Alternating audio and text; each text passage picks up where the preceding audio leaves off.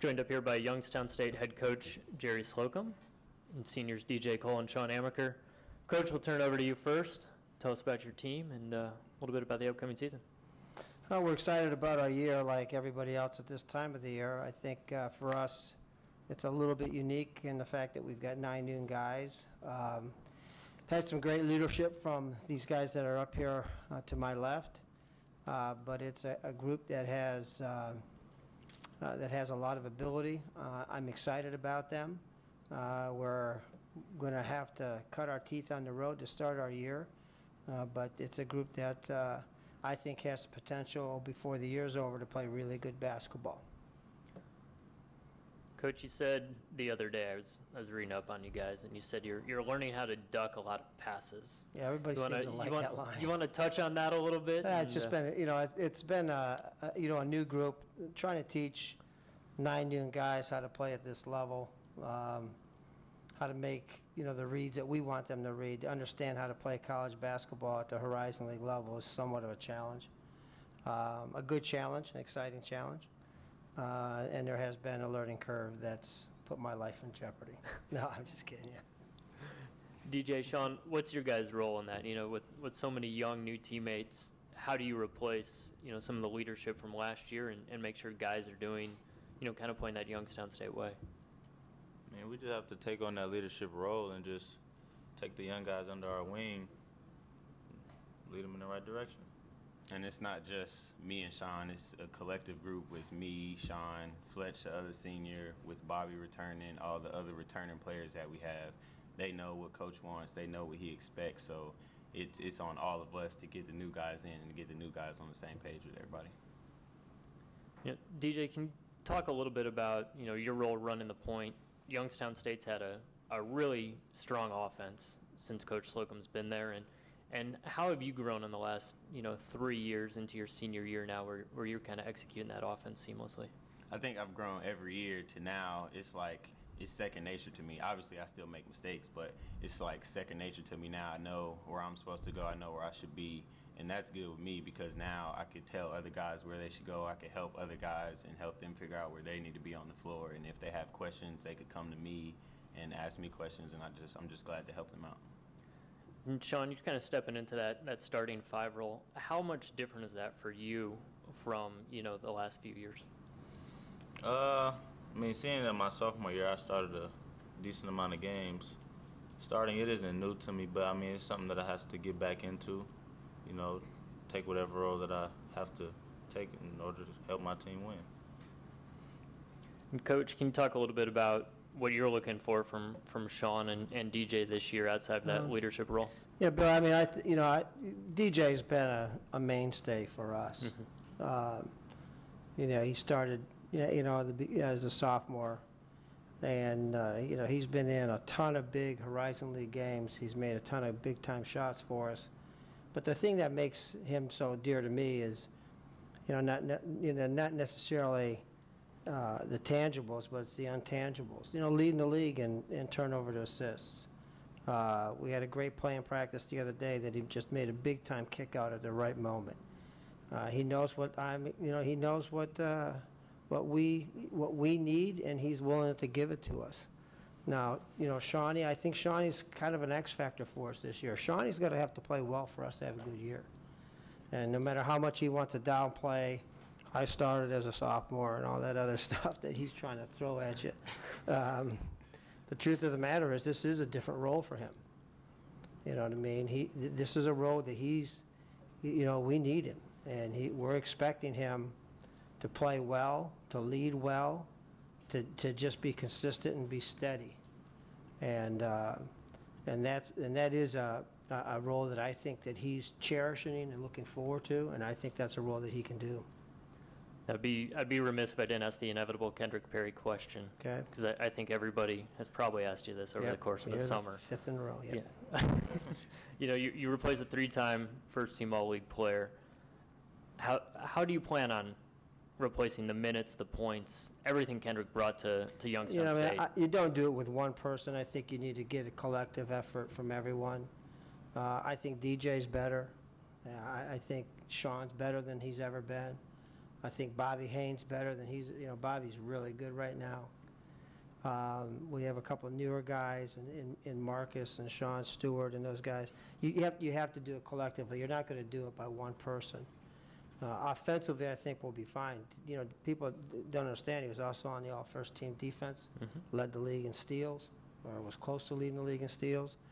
That kind of balance is only going to be taken care of by being done collectively, and I think that we've got the guys to do it. You touched on Bobby Hayne, but can you talk about him a little more? And he brings that inside presence for you, and I think he's one of 2 guys in the league returning who has averaged over 11 and 7 last year. So what are you looking for him? I think no disrespect to any other bigs in our league, because I think there's some good ones. I think he's the best big in our league. He's unique in the fact that he can shoot from the perimeter. He's not only good around the basket at 6'10" or 6'11", but he also he made 7 or 8 threes last year, and he'll make a ton more this year. He can face you up. I think the thing that our guys would sing his praises about is that he's really, really good passing the basketball. He really sees the floor well. And last year, I believe he was 1 game at the end of the year away from having like 12 in a row of double-doubles. So, he has a nose for the ball, and he's a good player. Shawn, talk about, you say you started your sophomore year a little bit. You played, obviously, you were player of the week once last year. So that offensive explosiveness is there. How do you find that consistency stepping into the starting lineup? Pretty much I have to bring it every day. I can't half-step no days. I have to bring it every day. Just leave it all on the floor. And DJ, what kind of role have you taken with Marcus, as kind of your understudy, kind of transitioning him into running that offense when you're gone? I think he's catching along real quick. He knows the offense. He understands it, and he still comes to me if he doesn't understand anything or he needs help with it. But for the most part, I feel like he'll be good. Okay. And as what are the impressions for you 2 guys of your new teammates? You see him every day. You see him outside the practice court. You see him in class. What's the biggest thing that strikes you about this new group of Penguins? I don't know. I love the guys. It's just a bunch of different personalities. Having 16 guys on a team, it's gonna be a bunch of different personalities, a lot of different guys. But I love each and every one of them all the same. Shawn, what have you noticed about your new teammates? I mean, I think it's funny that everybody's just different. Everybody gets along in their own unique way. It's good though. Coach, outside of the missed passes that almost have taken your head off, what can you say about your newcomers? The thing that's unique about these guys we sit around as a staff and sit there and say, I like the way these practices have gone, and then you look at it and say, man, you got a bunch of new guys. This group's a really competitive group. If I had to pick out one thing about the group, and I would say, people, and these guys will tell you, Marcus, Asandi, Stu, as quiet as he is, we've got a group that's really competitive, and they really compete, and it's really made us different. It's been a real positive how competitive nature these new guys are. Paul? Coach, can you touch on the success of going to the South to get players and you guys, Bobby from Florida, that's another guy. Florida's been great to us. I mean, we've, you walk into the South or you walk into that Florida area and you say Horizon League, and, they see us as what we are.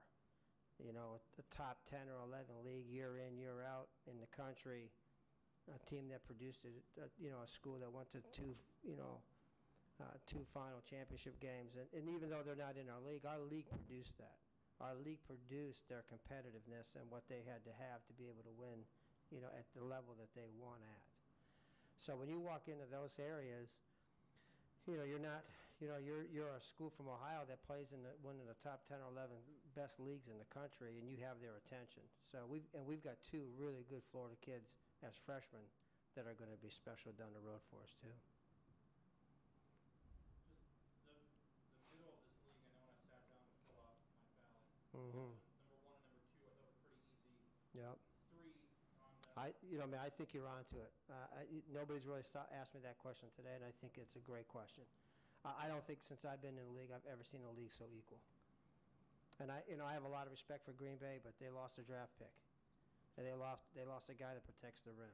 And I think they're very good, but they lost a really good basketball player. And you look at Cleveland State, I think they're very good too, but they lost 2 kids that are offensive weapons. Everybody forgets about the Harris kid leaving, who graduated. And then you go right down through the pack. Obviously Valpo lost Doherty, and they had an injury. I think the league is as up for grabs as any other time that I've been in the league. Now, nobody knows what the new guys are, but I think the league is going to be more open, more balanced than at any time that I've been in the league. You just going to take the projected finish with a grain of salt at that point? Absolutely. Absolutely. More this year, like I said, than any other year. And again, don't get me wrong, I'm not disrespecting anybody. I think that those teams are good, but I think everybody's got some holes. And I think that, like you're saying, you say maybe 3 through 9. I think it's 1 through 9. I think it's a toss-up. I really do. Good question. Any questions for Coach Slocum, DJ, or Shawn? Obviously, you've been doing this for a long time and very successfully. Has retirement crossed your mind at all? Or Every day? No. No.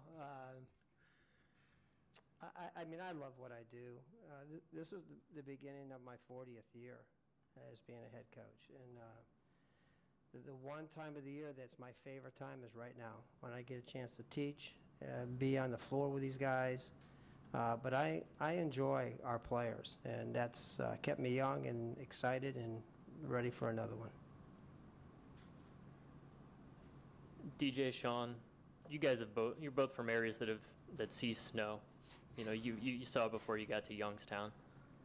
Do you guys have fun with your teammates who come from Florida and the areas down south where they might not have seen a winter quite like Youngstown's? Do you give them any heads up, or do you just wait for that first snowfall to let them know what they're in for? We give them a heads up and let them know that is coming, but I don't think they well, we recruit them. We tell them it doesn't snow in Youngstown.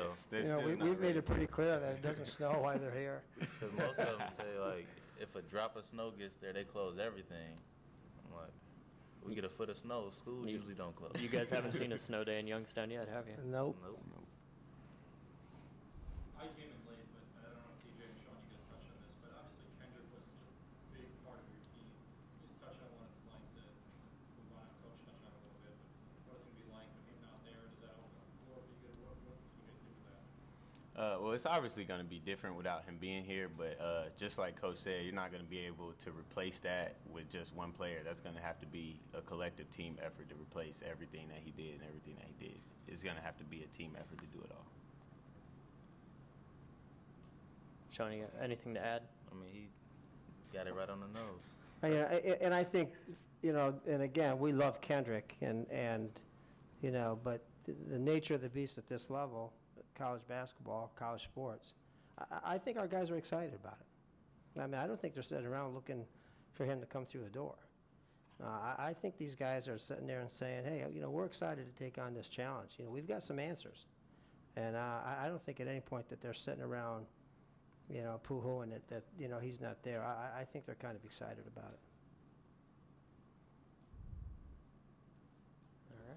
All right? Thanks, guys. Okay.